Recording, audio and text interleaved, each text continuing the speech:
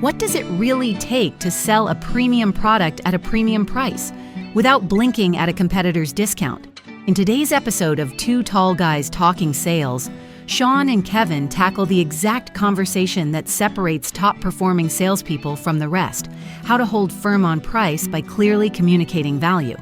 You'll hear a real-world example of a rep who won the deal despite being $9,000 higher, and how you can do the same. If you've ever hit send on a quote and hoped for the best, you need to hear this. Welcome back to Two Tall Guys Talking Sales. I'm a firm believer, and Kevin I know is a firm believer as well, that you need to get the most value that you possibly can out of the products that you sell. You need to be able to charge a premium for those because you are a premium supplier to your marketplace. Your customers want you to be a great vendor to them. They want you to be financially successful. That way you're a vendor for a long time. And the only way you can do that is to keep your prices high. So the challenge here is, how do you sell the Me Too product? So let's go back to Kevin's life a long time ago when he was selling lumber. And when you're selling lumber, you're selling things that you make out of a house, you're selling plywood. That really is a commodity-based product. So if you're selling a commodity, then you're selling a commodity. But I am a firm believer that there's three things that the customer buys. They buy the product, they buy your company that's supplying the product, and they buy the wisdom of the salesperson. They are buying the salesperson. And they are looking for that salesperson to add value to that relationship. So one of the challenges that we have when we have a premium product at a premium price, we are leading the market in our price, is if you just drop off the quote and run away as fast as possible and never have a conversation with that prospect when you are delivering that quote, then how in the world do you justify a price? So Kevin talked way too much already in the intro. You want to dig into that a little bit? I always like to dig in, Sean, because these are the kind of things that we solve. These are the problems we solve for salespeople who are trying to grow. They're trying to reach their quota. They're trying to exceed their quota because if you're a good sales manager, a good sales leader, you've incentivized them to win on the back end, and they're trying to maximize their bonus, their incentive. But when we're thinking about how we move through our days, it's too easy to sacrifice productivity and efficiency on the altar of a relationship. And you and I spend a lot of calories, a lot of time, a lot of these episodes are talking about building relationships. In a post-COVID world, we're taking transactional type behaviors and applying them to relationship type selling. And yeah, I'm saying relationship selling. I'm not talking about relationship only. I'm not talking about non-challenger or non-system or non-enterprise, or I'm talking about when we try and build a relationship with somebody so that we can better understand their problem, paradigm, or goal, and devaluing that relationship by just emailing a quote without reviewing it with somebody.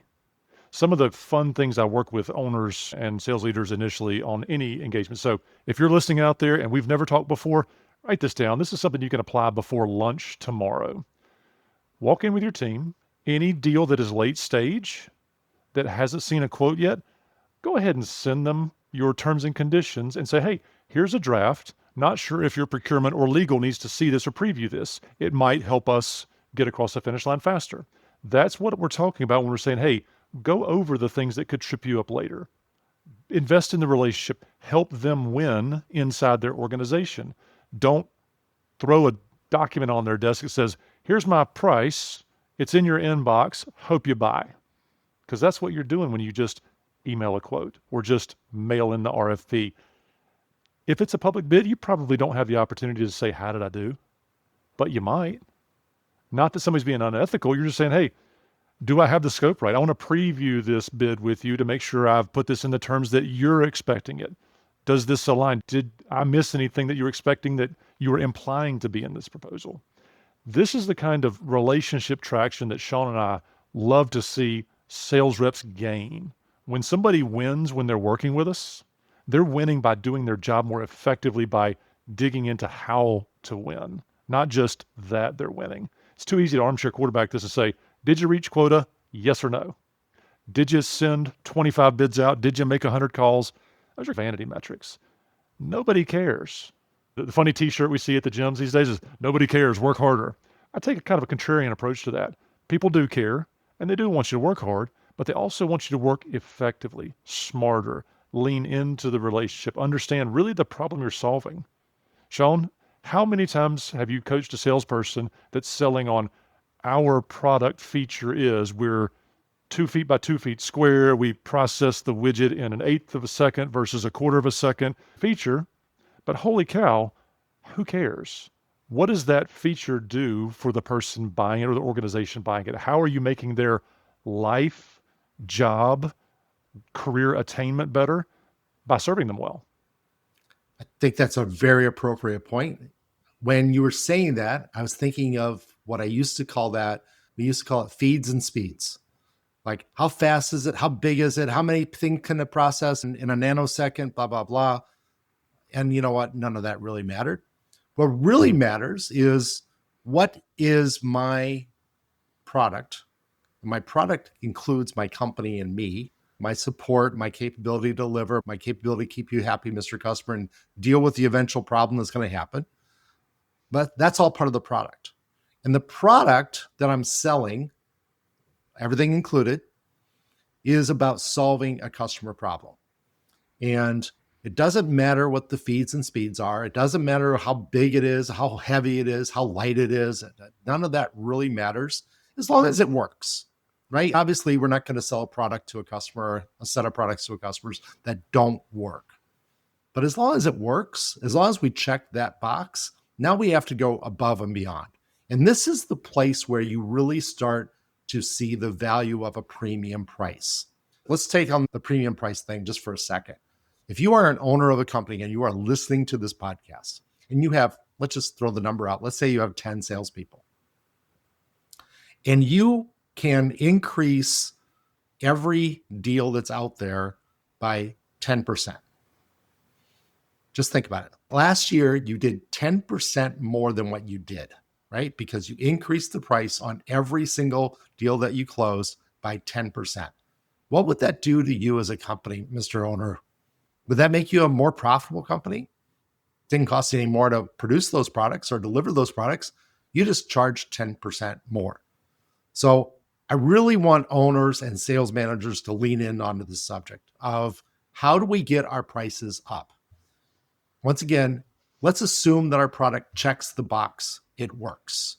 Now, how do we check the box of, these guys are really valuable? Because that's the essence of what we want to do.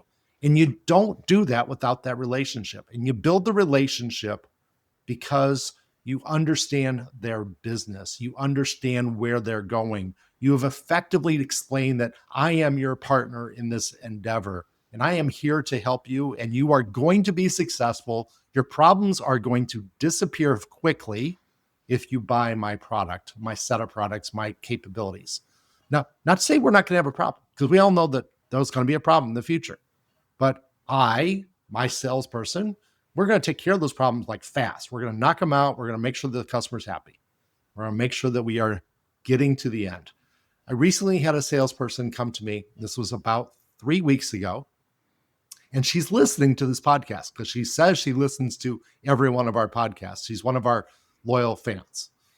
And she said, "Hey, Sean, I got a feedback from the customer that says that for my proposal for the year, I am $9,000 too high.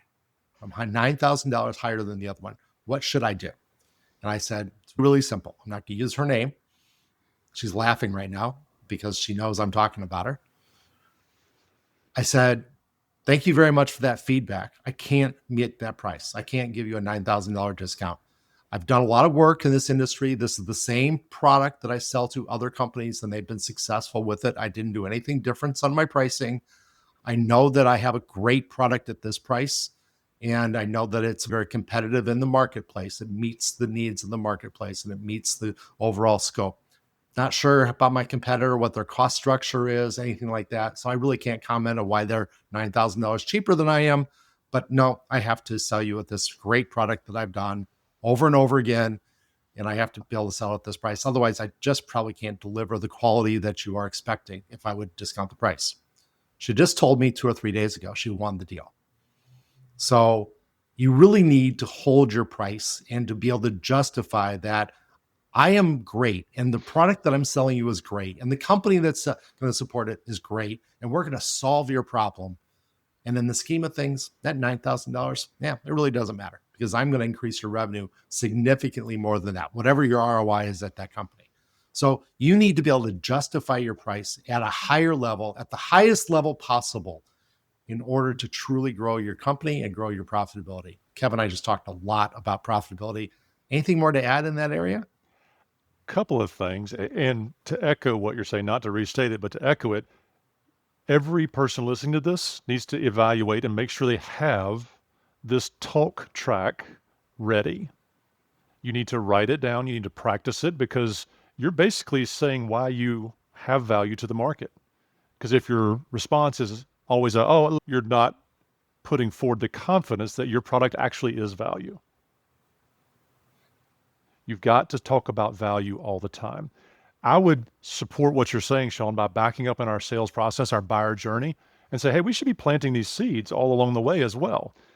I think in your scenario, probably that person was selling well, but it's on us as salespeople to reinforce that over time.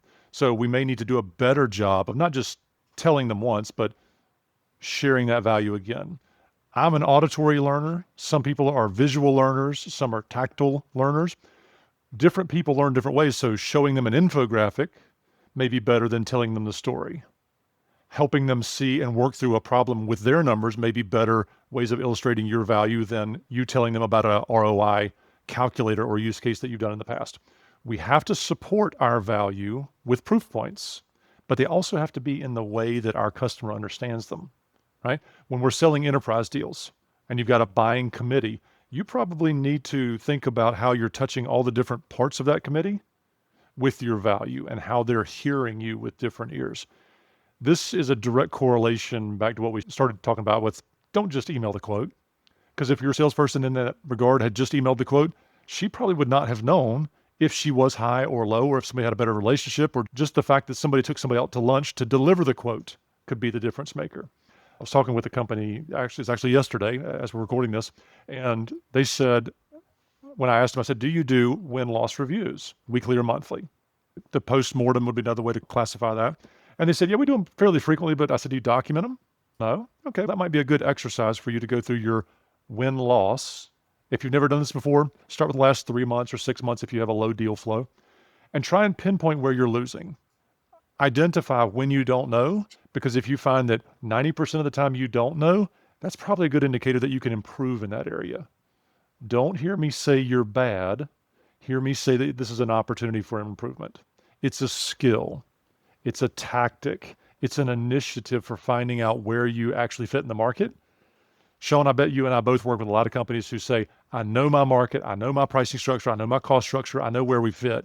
And then we get to the market and they sell a product and the customer says, I only buy you because I use this one feature of your solution.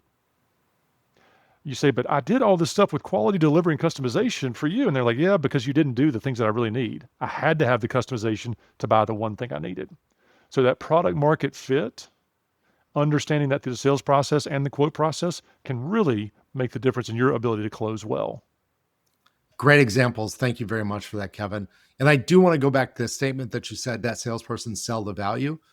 She did. And that's why she could confidently say to the customer, no, I can't discount my price, because there wasn't going to be any difference in her cost structure. So that was just going to be $9,000 that her company was not going to get in the whole scheme of things.